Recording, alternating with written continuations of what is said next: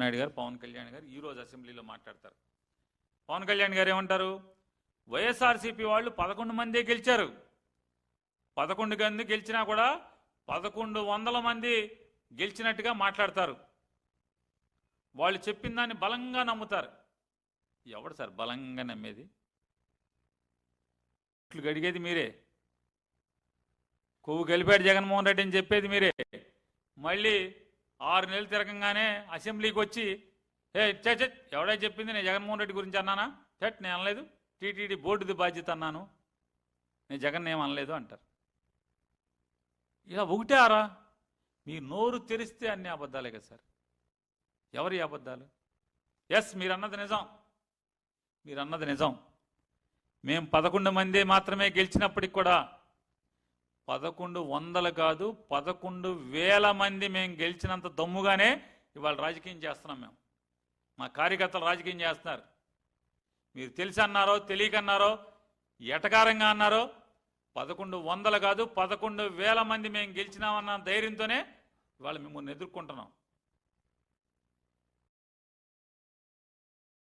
మాలో నిజాయితీ ఉంది, మేము మాట్లాడే మాటలో ప్రతిదీ ఆధారం ఉంది, ప్రతి కాగితానికి ఆధారం ఉందనేటువంటి ఆత్మస్థైర్యంతో మేము మాట్లాడుతున్నాం. నిజాయితీనే మా ధైర్యం.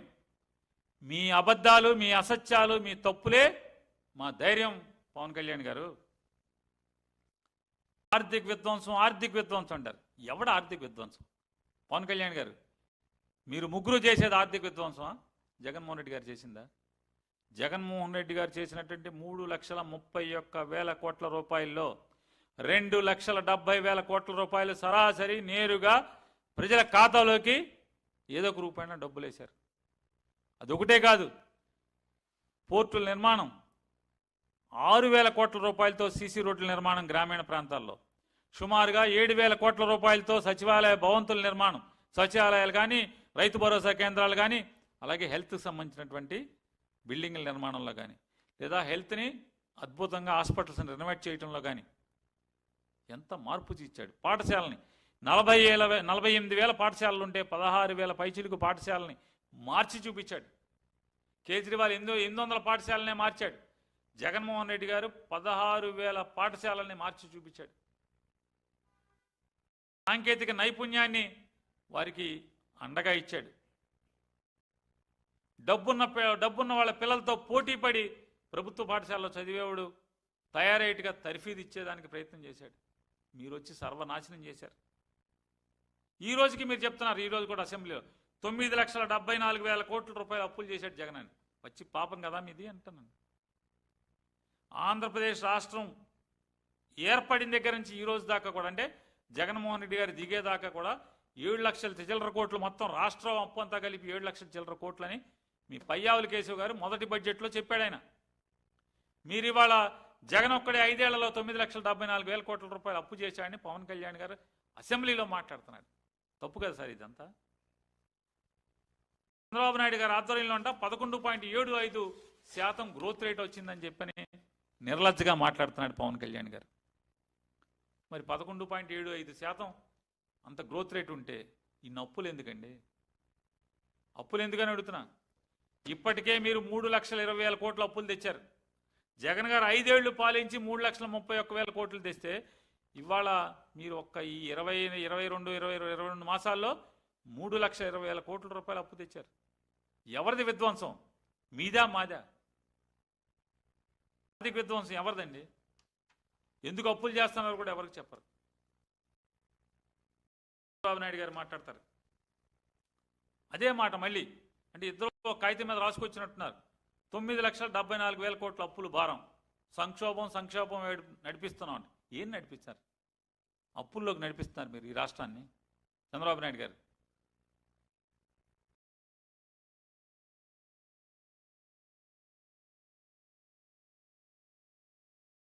ప్రభుత్వ హయాంలో ప్రభుత్వ ఆస్తులను తాకట్టు పెట్టి అప్పులు తెచ్చుకున్నారంటున్నాడు. సిగ్గుపడాలి సార్, సిగ్గుపడాలి. రాష్ట్రంలో ఉన్నటువంటి లక్షల కోట్ల రూపాయల విలువైన ఖనిజ గనులన్నింటినీ కూడా తాకట్టు పెట్టి 9,000 కోట్ల రూపాయలు అప్పు తెచ్చిన మగోడు ఎవడయా? పనోడు ఎవడు? మీరు కదా. చంద్రబాబు నాయుడు గారు మీరే. గనులు తాకట్టు పెట్టి అప్పులు తెచ్చిన వాళ్ళు మీరు. ఆఖరికి అప్పు ఇప్పించినోడికి కూడా 100 కోట్ల రూపాయలు కమిషన్ ఇచ్చారు. అప్పు ఇప్పించినోడికి, బ్రోకర్కి. జనం సొమ్ము అంటే మీకు ఎంత లోకువ, ఎంత లోకువ చూడండి. జనం సొమ్ము అంటే మీకు 9,000 కోట్ల రూపాయలు అప్పు ఇప్పించినోడికి కమిషన్ ఎంత ఇచ్చారండి? 100 కోట్లు ఇచ్చారు మీరు. హెరిటేజ్కి అయితే ఇట్టాక లోన్ ఇస్తే ఇట్టాక కమిషన్ ఇస్తారా? చెప్పండి సార్.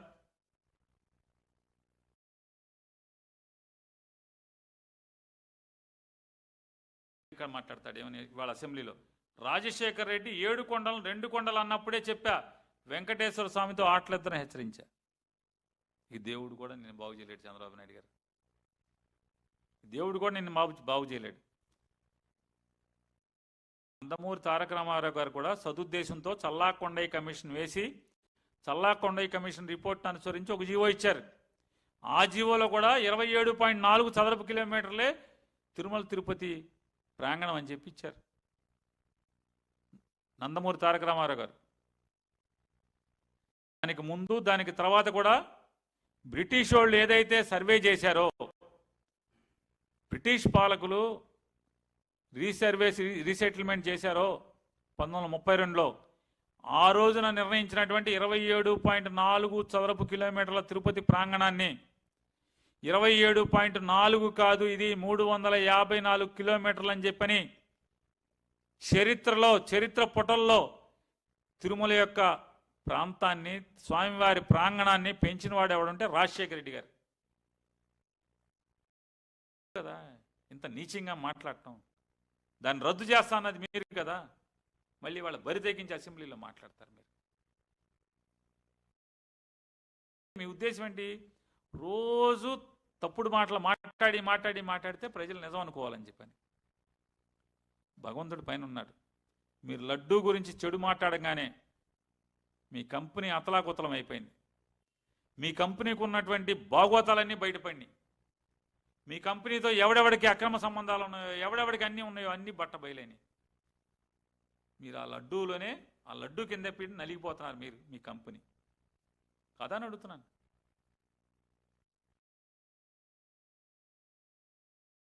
పాపాలన్నీ బయటకు వచ్చినాయి దాంట్లోనే కదా. ఇవాళ ఇంకా పాపాలు మాట్లాడతారు. నిజంగా మీ పాప మాటలకే ఆ జీవోలు దాదాపుగా 2009లో మీరు మాట్లాడిన వీడియో బయటకు వచ్చింది. చెప్తున్నా, మా నాయకుడికి ఆ వీడియో తెచ్చి నేనే ఇచ్చా. ఆ వీడియో మీకు కూడా పంపిస్తా. అది ఫేక్ అయితే, డీప్ ఫేక్ అయితే, ఏఐ అయితే దాన్ని నా మీద కేసు కట్టి లోపలే. నువ్వు చంద్రబాబు నాయుడు గారు, మీరు మాట్లాడినటువంటి తిరుపతి 7 కొండల ప్రాంతాన్ని తగ్గించి 27.4 కిలోమీటర్ల కింద చేస్తాను, జూవో 746 రద్దు చేస్తానని చెప్పి మీరు మాట్లాడారు. తిరుమల తిరుపతి ప్రాంగణంతో పాటుగా మరొక 19 ఆలయాల్లో అన్యమత ప్రచార నిషేధాన్ని ఎత్తేస్తానని చెప్పి మీరు మాట్లాడారు.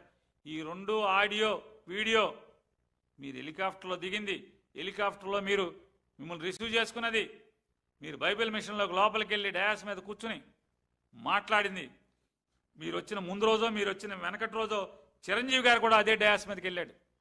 అక్కడే మీటింగ్లో పాల్గొన్నాడు, బైబిల్ మిషన్ మీటింగ్లో. ఇది సాక్ష్యం, ఇది యథార్థం. నేను ఆ వీడియో మీకు ఇస్తాను, చేయండి. అబద్ధం అంటున్నారు కదా, మీ ఇష్టం వచ్చిన చర్య తీసుకోండి, నేను రెడీ. బైబిల్ మిషన్ కిరణ్ గారు కూడా ఉన్నారు కదా, ఆయన బైబిల్ మిషన్ కిరణ్ బాబు గారు ఉన్నాడు. మా దాంట్లో మత పెద్దలు ఎవరైనా ఉన్నారో లేదో తెలియదు. మీ పుల్లారావు గారు ఉన్నాడు, నక్క ఆనందబాబు ఉన్నాడు ఆ వీడియోలో మీతో పాటు, ఇంకా చాలామంది ఉన్నారు. మాట్లాడి ఇవాళ జగన్ గారి తండ్రి గారి గురించి, రాజశేఖర రెడ్డి గారి గురించి మాట్లాడతారు. సావాసంగా తిరిగావే కానీ కొన్నాళ్ళు, తప్పు కదా ఇది. ఒక స్నేహితుడి గురించి, పాత స్నేహితుడి గురించి ఇంత అసహ్యంగా, ఇంత నిర్లజ్జగా మాట్లాడటం అనేది ఏమంటారు? లడ్డూ కల్తీ జరిగితే క్షమాపణ చెప్పరా అని చంద్రబాబు నాయుడు గారు వాళ్ళ అసెంబ్లీలో మాట్లాడుతున్నాడు. లడ్డూ కల్తీ జరిగితే జగన్మోహన్ రెడ్డి గారు క్షమాపణ చెప్పాలంట. లడ్డు కల్తీ జరిగింది ఎప్పుడండి చంద్రబాబు నాయుడు గారు? 2024 జూలై మాసంలో, జూన్ మాసంలో శాంపిల్స్ తీశారు. జూన్ 23 ఎప్పుడో. అప్పుడు ఎవరు ముఖ్యమంత్రి? మీరు 12వ తారీఖు ముఖ్యమంత్రిగా ప్రమాణ స్వీకారం చేస్తారు. 15వ తారీఖు ఈవో శ్యామలరావునేమో అపాయింట్ చేస్తారు. శ్యామలరావు గారు ఎక్కంగానే ప్రసాదంలో ఏదో అన్ని తేడాలని కలుపుతానని చెప్తా, అన్ని బాగు చేస్తా, ప్రక్షాళన చేస్తానంటాడు. 23వ తారీఖునేమో శాంపిల్స్ తీస్తారు. ఆగస్టులోనేమో ప్రెస్ మీట్ పెడతాడు. ప్రెస్ మీట్ పెట్టి దీంట్లో మలినాలు ఉన్నాయని చెప్తాడు. స్వచ్ఛమైన నెయ్యి కాదని ఆయన స్టేట్మెంట్ ఇస్తాడు. సెప్టెంబర్ 18వ 19వ మీరేమో మీ ఇష్టం వచ్చినట్టు మాట్లాడతారు. అలాగే ఈవో శ్యామలరావు గారు తిప్పి పంపినటువంటి 4 ట్యాంకర్లు ఏఆర్ డైరీకి వెళ్లకుండా ఈ సరాసరి కాళహస్తిలో ఉన్నటువంటి వైష్ణవి డైరీకి వెళ్తాయి. వైష్ణవి డైరీలోంచి మళ్ళీ తిరుపతికి వస్తాయి. తిరుపతిలో దాన్ని తీసుకుని మీరు వాడేసి లడ్డూలు తయారు చేసి జనాలకు పంచిపెడతారు, భక్తులకి. ఎవరి దగ్గర కల్తీ కలిసింది? మీరు కదా క్షమాపణ చెప్పాల్సింది. తిరుమల తిరుపతి స్వామివారి భక్తులందరికీ కూడా క్షమాపణ చెప్పాల్సింది ఎవడు?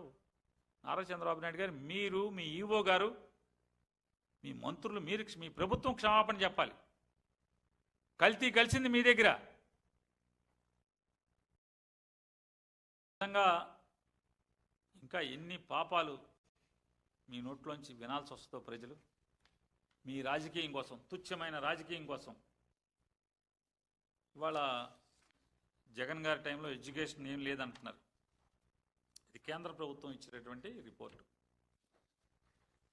2014-15 నుంచి 2018-19 దాకా లిటరసీ రేట్ ఆఫ్ ఆంధ్రప్రదేశ్ చూడండి పెరుగుదల.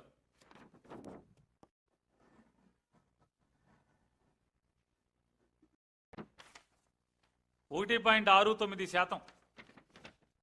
చంద్రబాబు నాయుడు గారికి జగన్ గారికి మధ్య చంద్రబాబు నాయుడు గారి పీరియడ్లో 1.6%, 6.9%.